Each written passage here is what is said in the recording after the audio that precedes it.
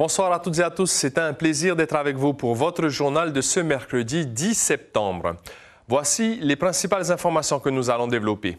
Le prix du visa ESTA pour pouvoir transiter ou voyager aux États-Unis va doubler à partir du 1er octobre. Près d'un voyageur sur deux au départ de Tahiti est concerné. En cette journée mondiale de prévention du suicide, un événement était organisé à l'Assemblée pour sensibiliser et rendre hommage aux personnes disparues après s'être donné la mort. Une conférence débat a d'ailleurs lieu en ce moment même à la mairie de Pires sur le thème des conduites suicidaires. Nous irons y faire un tour avec David Chang et Teiva Ribé. C'est le dossier du jour. L'engouement pour le padel a explosé depuis l'année dernière. Les cours de padel prennent la place des cours de tennis. Dans les magasins de sport, le matériel se vend comme des petits pains. Merci d'être avec nous. Le prix de l'autorisation ESTA pour transiter ou entrer aux États-Unis va doubler à la fin du mois. À partir du 1er octobre, en effet, elle coûtera près de 4 600 francs. Cette hausse doit financer la modernisation des contrôles aux frontières américaines. Sur place, certains dénoncent un risque sur les réservations. Les voyageurs ont jusqu'au 30 septembre avant l'augmentation du tarif. Touro Ruguera, Patrick Régis. Donata vient de réserver son billet pour Paris. Comme tous les voyageurs au départ de Tahiti, elle transitera par les États-Unis. Coup de chance, elle s'y est prise à l'avance. À partir du 1er octobre, le prix de l'autorisation ESTA doublera, passant de 21 à 42 $, soit environ 4 600 francs. Si tu sais déjà que tu dois voyager, tu prévois déjà ce que tu dois prévoir pour voyager. Une hausse loin d'être négligeable pour cette compagnie aérienne locale. Depuis janvier 2025, elle a transporté près de 12 000 passagers à destination des États-Unis et 2 fois plus vers Paris. Pour la compagnie, cette augmentation représente une perte directe de pouvoir d'achat pour ses voyageurs. C'est une dépense supplémentaire et que c'est encore de l'inflation qui vient se rajouter au coût du voyage, donc c'est forcément une contrainte claire. Même constat pour les touristes venus d'Europe. En 2024, près de 90 000 voyageurs partis de l'Hexagone ont rejoint la Polynésie en transitant par les États-Unis. Ce n'est pas juste, on paye déjà beaucoup. Si tu veux visiter les États-Unis, pas de problème. En Allemagne aussi, tu payes des taxes pour visiter certains lieux. Mais si tu fais juste une escale, ça n'a aucun sens. Cette décision découle d'une loi américaine signée le 4 juillet 2025 qui augmente plusieurs frais liés à l'immigration. L'ESTA, obligatoire pour transiter ou entrer aux États-Unis, concerne plus d'un voyageur sur deux quittant Tahiti, selon ADT. Depuis août, l'aéroport de Tahiti constate une hausse des demandes, en espérant que cette taxe ne freine pas le trafic. Toute hausse a toujours un impact, même si en effet on parle d'une somme qui n'est pas si élevée au regard, je dirais, de l'ensemble des prix des billets. Ça peut nous interroger, c'est toujours un paramètre de plus. Après, est-ce que vraiment ça va nous freiner pour partir? Peut-être pas tant que ça. La hausse ne s'appliquera qu'aux nouvelles demandes. Les ESTA déjà délivrés resteront valables jusqu'à leur expiration, fixée à 2 ans. Répondre collectivement aux grands défis climatiques, économiques et sécuritaires dans l'océan Pacifique, c'est la volonté de Moitai Broderson qui a rencontré ses homologues à Salomon lors de la 54e réunion des leaders du Forum des îles du Pacifique. La stratégie 2050 pour le continent bleu du Pacifique servirait de socle dans les relations. Le président du pays qui a aussi rappelé lors de ce forum l'ambition de la Polynésie française de renforcer sa capacité de pêche palangrière durable en s'appuyant sur une politique rigoureuse de zonage de son espace maritime. Moitai Broderson donne des détails au micro de Mathieu Ruiz-Barrault et David Sigal.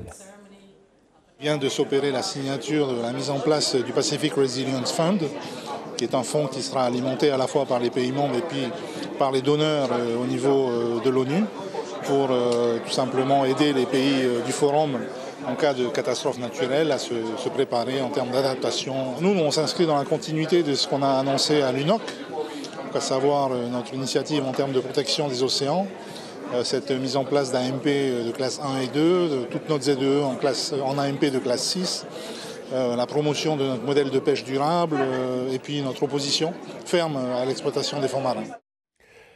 À l'occasion de la Journée mondiale de prévention du suicide, ce mercredi 10 septembre, la Commission de la santé et des solidarités de l'Assemblée de Polynésie a organisé en collaboration avec l'association SOS Suicide une journée de sensibilisation et de commémoration des personnes qui se sont suicidées. Une première pour l'institution qui marque un tournant dans la lutte contre ce problème qui prend de l'ampleur chaque année. David Chang, Marcel Bono. Dans le hall de l'Assemblée, bougies, prières et discours en hommage aux défunts, une cérémonie symbolique qui donne espoir à l'association SOS Suicide qui œuvre sur le terrain. Une grande avancée, c'est la prise de conscience des personnes, tout au moins des élus de l'Assemblée. Cet événement, c'est pour rassembler tous ceux qui travaillent dans la prévention en vue de peut-être préparer aussi le pôle de santé mentale l'année prochaine, que nous espérons tous. Ce pôle de santé mentale est attendu pour début 2026. Il permettrait de proposer une prise en charge et un accompagnement aux Polynésiens avant le passage à l'acte. Comme cause indirecte des tentatives de suicide, les médecins soupçonnent l'AIS, mais aussi les violences conjugales et intrafamiliales. Que ce soit des violences intraconjugales ou que ce soit des violences intrafamiliales, c'est un facteur précipitant qui se positionne finalement bien avant, en tout cas avant la présence d'une dépression. En Polynésie, le suicide est en nette hausse. En 5 ans, le nombre de tentatives a quasiment doublé. Les 15-19 ans sont les plus touchés. Le gouvernement accorde 6 millions de francs par an à l'association SOS Suicide, mais les élus de l'Assemblée souhaitent aller plus loin. Nous, on rentre en séance budgétaire. Et bien, là, on pourra proposer nos vœux par rapport aux sollicitations de ces associations. Il n'y a pas de solution classique, donc il faut tous se préparer à ce type de difficultés. Et comment faire? En participant à des réunions. La foi, il faut tout utiliser pour lutter contre ce fléau. Le pôle de santé mentale sera composé de services renforcés pour la pédopsychiatrie et l'addictologie, des actions indispensables pour répondre aux besoins croissants et prévenir les drames.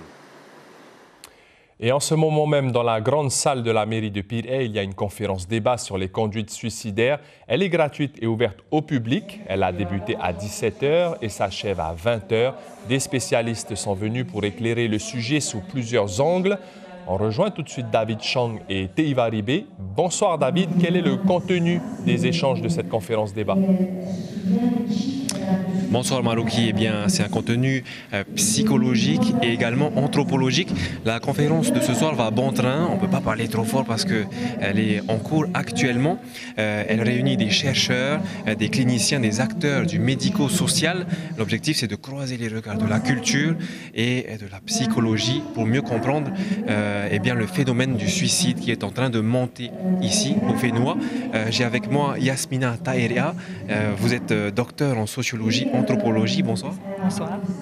Alors, vous étudiez le suicide des Polynésiens en prenant en compte le paramètre des violences intrafamiliales, c'est bien ça? C'est ça, en fait j'étudie la question du suicide sous l'angle des violences conjugales et familiales.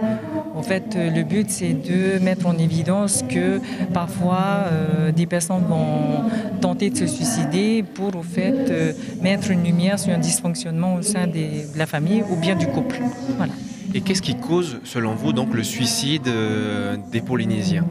Alors, encore une fois, on est dans un contexte avec une structure bien donnée où, au fait, on a des rapports de force entre les aînés et les cadets.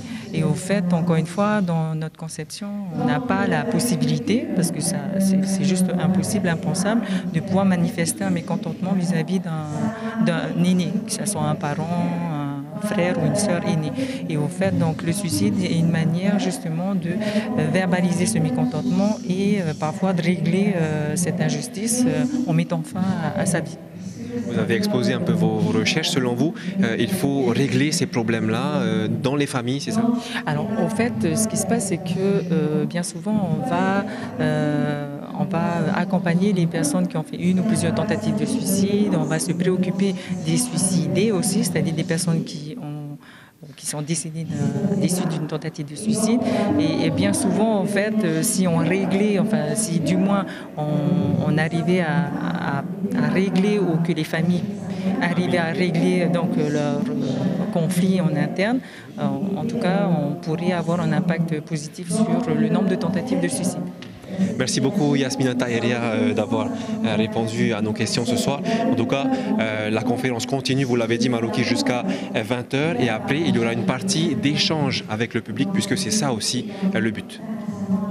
Merci beaucoup David Chang. Rappelons que ce samedi, il y aura également une messe œcuménique. Revenons sur cette tentative de suicide d'un jeune homme de 19 ans à Fa'a, justement, un passage à l'acte qui serait lié à la consommation d'ice d'après sa mère, alors que le corps médical, lui, évoque une maladie mentale.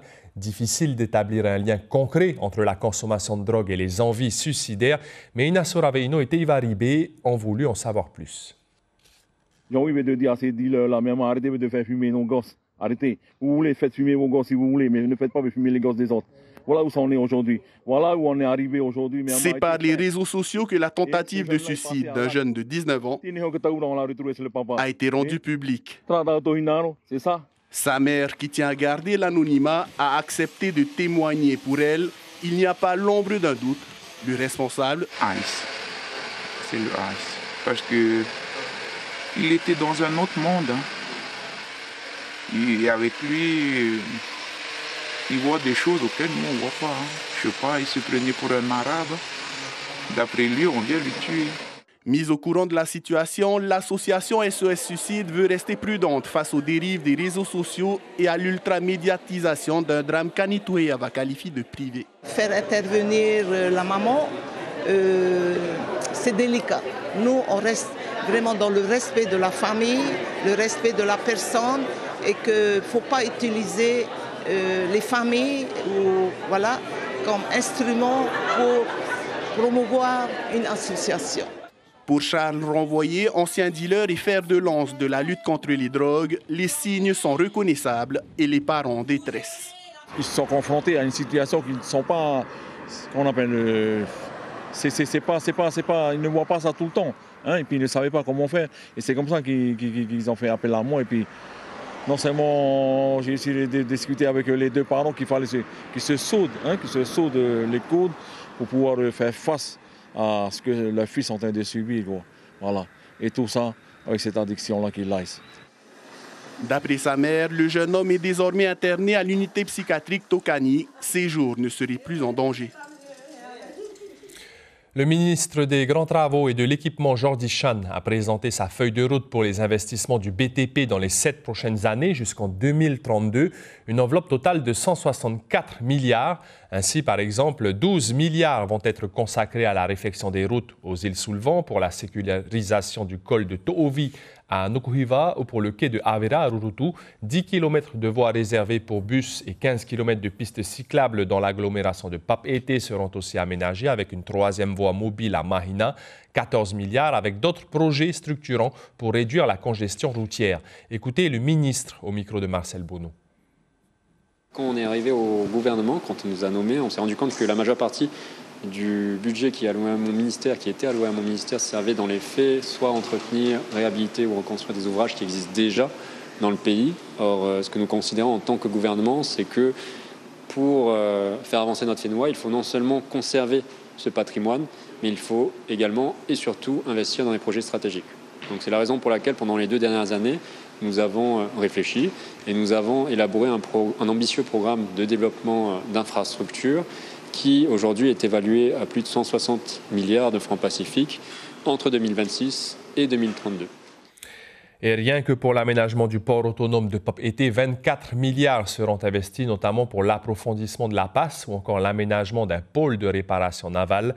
Jordi Chan, le ministre des Grands Travaux, sera d'ailleurs l'invité café demain matin en radio. C'est le sport en vogue, le padel, une sorte de mélange entre le tennis et le squash. Arrivé en 2022 au Fénois grâce à l'AS Phoenix, cette discipline connaît un véritable engouement au point où les cours de tennis sont désormais réaménagés en cours de padel. C'est le dossier de la rédaction, il est signé Hayar Itahiata et Patrick Tsinsing.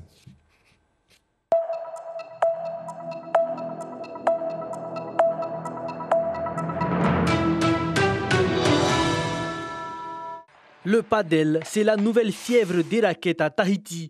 Un sport facile et accessible qui séduit toutes les générations. Tout le monde s'y met, des enfants aux grands-parents, entre amis ou en famille. C'est une tendance devenue phénomène social à Tahiti. Ma femme, elle a commencé à faire ça au début de l'année. 2 mois après, je me suis inscrit. Je venais l'avoir joué. C'était intéressant en vrai de l'avoir joué. C'est comme ça que je me suis inscrit. C'est un sport qui est adapté à tout le monde. Même si je n'ai pas vraiment fait beaucoup de sport dans ma vie, dès que j'arrive ici, j'oublie que je suis en train de courir en fait. Et c'est top. En fait, je pense que les gens attendaient ce sport familial, facile à apprendre. Pour les vieux de 50 ans, je dis vieux, les 50 ans, 60 ans, au lit sur les jambes, c'est ça le sport. L'engouement est tel que les créneaux s'arrachent dès qu'ils se libèrent. Cet entraîneur espagnol est impressionné par l'ampleur de ce phénomène. Je n'en crois pas mes yeux quand je vois tout ce monde qui joue ici.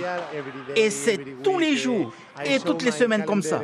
Je regarde mon calendrier sur mon lien et je vois toutes les cases remplies. Mais vraiment tous les jours, c'est incroyable. Même constat dans les boutiques spécialisées, les ventes d'accessoires ont explosé. Ici, une raquette coûte entre 16 000 et 50 000 francs et les gérants envisagent de tripler certaines commandes. Généralement, ils demandent des grippes, des protections sur les bords ici, ou alors généralement des balles de padel. Ça part vite? Ça part très très vite. On a eu un arrivage, comme je le disais, il y a 1 semaine et demie. Et les balles sont parties à une vitesse incroyable. Et désormais, ce sont même les communes qui surfent sur la vague. À Pirée, 5 terrains flambant neufs ont vu le jour sur un ancien site réhabilité depuis février. Pour ça, la commune a réalisé des travaux d'investissement pour un montant total de 80 millions approximativement, qui comprend donc la fourniture et la pose des équipements, donc les terrains, et les travaux de gros œuvres qui ont permis de pouvoir y installer les terrains. On est à 450 adhérents, on a 5 terrains, on n'est pas loin de la capacité maximale parce qu'on a un taux d'occupation qui avoisine les 92%. L'objectif, c'est de mettre en place un programme avec les quartiers prioritaires de la ville de Pirée. Donc il y a tout le volet social et sociétal qui nous tient à cœur. Mais cet essor fulgurant a aussi ses conséquences, comme certaines blessures. Les kinés enregistrent entre 15 et 20% de nouveaux patients. Le paddle, il y a un côté ludique qui vient tout de suite. Donc dès qu'on prend la raquette, qu'on commence à faire des échanges, on se prend au jeu. Et donc tout de suite, on joue. Même si on a une petite douleur, on se dit bon allez, j'y vais tout de suite, je continue, ça va passer. Et on a tendance à laisser traîner. Et donc ça fait des petits problèmes qui restent plus longtemps. Certains clubs de tennis s'inquiètent également. La popularité du padel détourne peu à peu leurs adhérents. Au sein de la fédération, nous identifions 800 licenciés en padel, pratique padel, et alors que jusqu'à présent, nous avions 1200 tennis men, tennis women. Beaucoup ont migré vers la discipline de padel. Mais la fièvre des raquettes ne semble pas prête de retomber. Alors que le padel continue de séduire, l'AS Phoenix prépare déjà l'arrivée du pickleball. Avec plus de 44 millions de joueurs rien qu'en Amérique, ce nouveau sport pourrait bien suivre les traces du padel et s'imposer lui aussi sur le Fénois. Un élève non-voyant de Matayea, Sun Ebbs, a reçu cet après-midi un clavier en braille financé en grande partie par le Lions Club de Pop Été et une cagnotte mise en place pour l'occasion. Cet outil va lui permettre de suivre ses cours au lycée de Papara presque normalement et d'aller plus loin dans ses études, d'avoir de meilleures conditions de travail. Écoutez la réaction de Sun et de sa maman Melinda Ebbs au micro de Marcel Bono. Ça va me changer pour mes études, pour avancer. Et je suis très content d'avoir ce matériel. Je vais pouvoir avoir mon bac et aller sur Internet aussi. Ça nous réchauffe le cœur pour cet élan de solidarité, pour les messages d'encouragement, les dons. Nous sommes plus que fiers, contents de ce qu'on a reçu. Donc, il s'agit bien d'un ordinateur avec clavier en braille. L'information principale de ce mercredi 10 septembre, c'est la Journée mondiale de prévention du suicide. En Polynésie, la situation s'est aggravée. De 300 tentatives chaque année, on est passé à 700, soit le double. Concernant les suicides aboutis, le chiffre reste stable, entre 30 et 37 décès. Sur la ligne d'écoute, l'association SOS Suicide reçoit plus de 1500 appels. L'actualité sur notre site Internet met en lumière le rassemblement du projet Héritage avec 7 jeunes jeunes surfeurs tahitiens qui sont actuellement à Hossegor. L'objectif, préparer la relève et renforcer les liens entre la Polynésie et la métropole. Sur vos écrans, appelez ce journal Manatomu sur Arutua et Patitifa avec un documentaire sur la jeunesse invisible de Wallis. C'est la fin de ce journal. Merci de votre fidélité. On se quitte sur des images de Arutua. Passez une excellente soirée. À demain. Prenez bien soin de vous.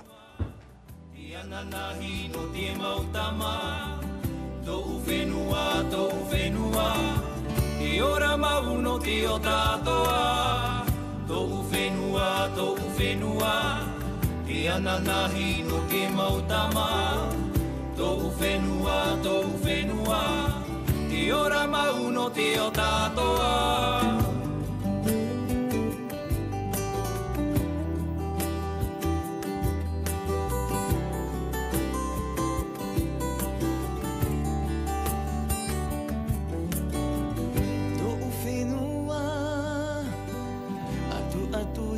To umautu puna, to whenua o puruhia e to una mau metua.